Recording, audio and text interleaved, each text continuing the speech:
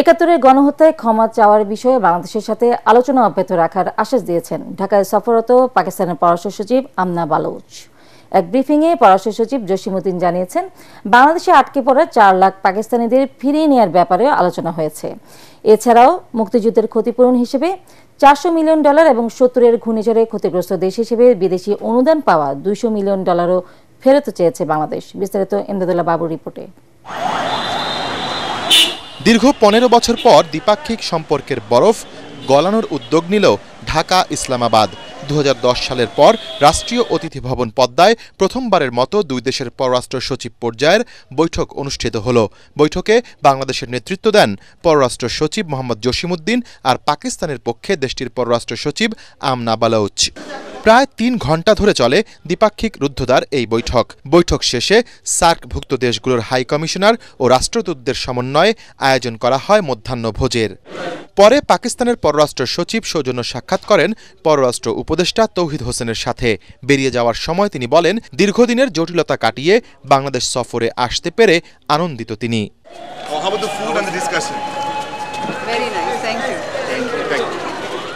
পরে আনুষ্ঠানিক সংবাদ সম্মেলনে পররাষ্ট্র সচিব মোহাম্মদ জসিমউদ্দিন বলেন, দুই দেশের আঞ্চলিক ও বৈশ্বিক নানা ইস্যু নিয়ে তাদের মাঝে আলোচনা হয়েছে। পাকিস্তানের সাথে ঐতিহাসিকভাবে অমীমাংসিত বিষয়গুলো উত্থাপন করেছে, যেমন আটকে পড়া পাকিস্তানিদের প্রত্যাবাসন, অবিভাজিত সম্পদে বাংলাদেশের ন্যায্য হিস্সা প্রদান, 1970 সালের ঘূর্ণিঝড়ে ক্ষতিগ্রস্তদের জন্য প্রেরিত বিদেশি সাহায্যের অর্থ হস্তান্তর এবং 1971 সালে পাকিস্তানের তৎকালীন সশস্ত্র বাহিনী কর্তৃক সংঘটিত গণহত্যার জন্য আনুষ্ঠানিকভাবে ক্ষমা চাওয়া। পাকিস্তানের দিক থেকে যে রেসপন্সটা তারা সেটা বলেছেন যে এই বিষয়টা নিয়ে তারা দে রিমেইন এঙ্গেজড। পাকিস্তানের মাননীয় পররাষ্ট্রমন্ত্রী সফর নিয়ে কাজ করছি, যেটা আজকের বৈঠকে আমরা চূড়ান্ত করেছি। এটা আগামী এই মাসেরই 27-28 তারিখে অনুষ্ঠিত হবে। টানা 7মবারের মতো বেস্ট টিস্যু পেপার ব্র্যান্ড হিসেবে স্বীকৃতি পেয়েছে বসুন্ধরা টিস্যু। এদিকে পররাষ্ট্র মন্ত্রণালয়ে উপদেষ্টা এবং সচিবের সাথে বৈঠক করেছেন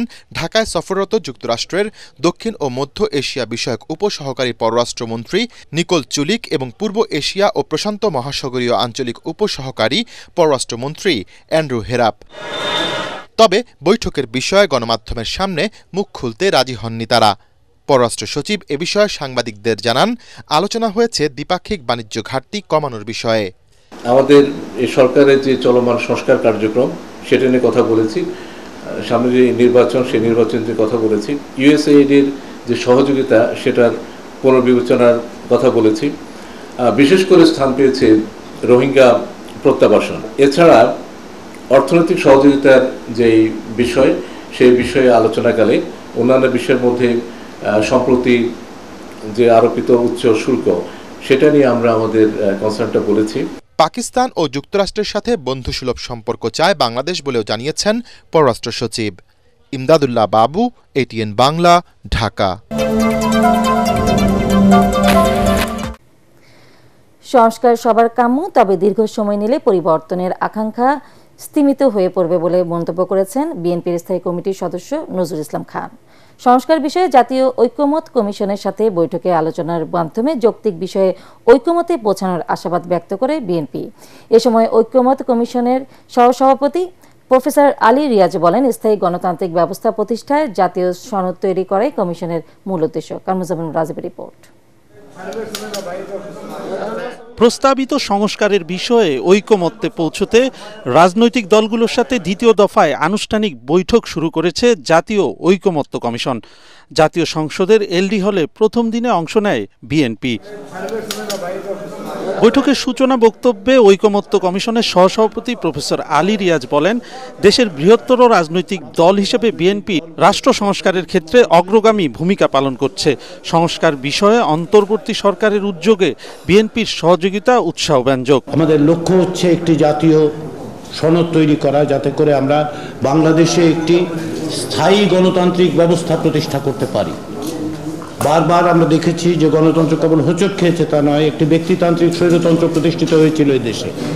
সেগুলো যাতে ভবিষ্যতে না ঘটে। এ সময় বিএনপির স্থায়ী কমিটির সদস্য নজরুল ইসলাম খান বলেন, সংস্কার চলমান প্রক্রিয়া এবং তা অব্যাহত রাখতে হবে। তবে বেশি ভালো করতে গিয়ে সংস্কার প্রক্রিয়া বিলম্বিত হলে এর সুফল পাবে না দেশের জনগণ। খুব বেশি ভালো করার জন্য যেন আমরা এত সময় না নিই, যাতে মানুষের পরিবর্তনের যে আকাঙ্ক্ষা সেটা স্থিমিত হয়ে যায়। সংস্কার একটা সদা চলমান অনিবার্য প্রক্রিয়া, হতেই হবে। বৈঠক শেষে বিএনপির স্থায়ী কমিটির আরেক সদস্য সালাউদ্দিন আহমদ জানান, দফাওয়ারি আলোচনার মাধ্যমে যৌক্তিক বিষয়গুলোতে ঐকমত্যে পৌঁছানোর চেষ্টা চলছে। আমরা সংবিধান সংস্কার দিয়ে শুরু করছি, তারপরে জুডিশিয়ারি হবে, এরপরে নির্বাচন ব্যবস্থা হবে। এরপরে আমরা যদি কন্টিনিউ করতে চাই, যদি আমরা আজকে সমাপ্ত করতে না পারি, পরেও আলোচনা হবে। আমরা বোঝাতে চাচ্ছি আমরা সংস্কারের বিষয়ে কতটা সিরিয়াস। কমিশনকে আমরা যৌক্তিকভাবে বোঝাবো এবং তাদের যে সমস্ত প্রস্তাব আছে সেগুলো নিয়েও আমরা যৌক্তিকভাবে তাদের কাছ থেকে জানতে চাচ্ছি এবং জানছি।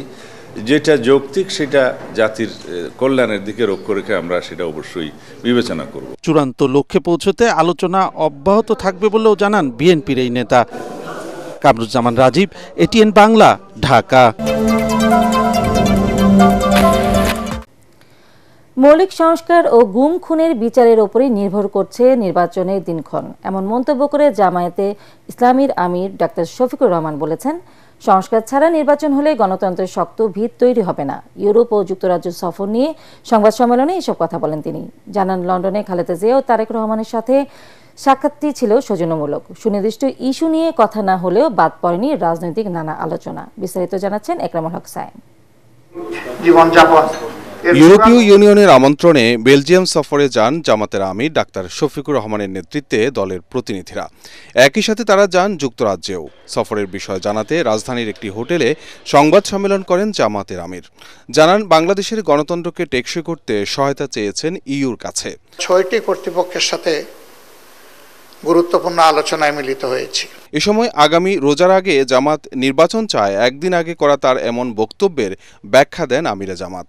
বলেন, নির্বাচনের আগেই পূরণ হতে হবে জরুরি সংস্কার সহ ৩ দাবি। এই সংস্কারগুলো সাধন না করে যে নির্বাচন হবে, এই নির্বাচন গণতন্ত্রের কোনো ভিত্তি রচনা করতে পারবে না। খুনের দায় যাদের, তাদেরকে বিচারের আওতায় এনে দৃশ্যমান বিচার এই জাতিকে দেখাতে হবে। আমি বলেছি যে এই নির্বাচন হতে পারে রোজা শুরু হওয়ার আগে, আগামী ফেব্রুয়ারিতে।